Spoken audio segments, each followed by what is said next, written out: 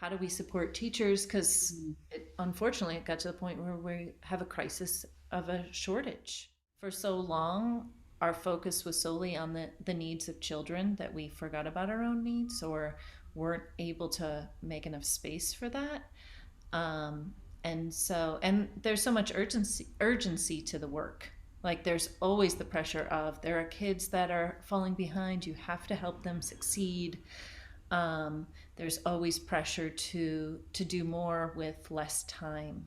Um, and there's a lot of accountability there. So it gets in the way of teachers making time and space to address emotional needs. Like when when we're on edge, when we have so much stress and we're not proactive about addressing our emotional needs, when we're not noticing like, oh my gosh, I'm so stressed that my chest feels tight, I'm having trouble sleeping, then we as adults are easily triggered, right? We're tired. It's harder for us to listen to somebody else.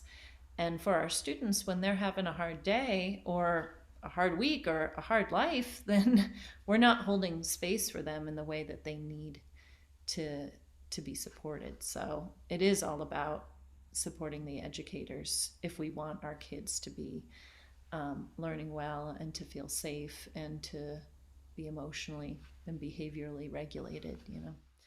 When I was a classroom teacher, we'd have a lockdown at the school. You know, something really terrifying would happen. I've spent hours on the floor with second graders while there was a gunman outside. You know, like that's horrifying.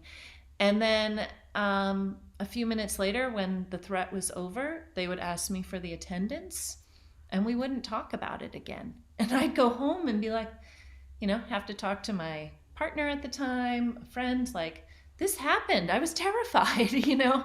Um, and to not hold that emotional space and to just ignore it, over time, you just kind of become numb to your own emotional needs. And if you're not in touch with your own emotional needs, how can you really hold space for somebody else's?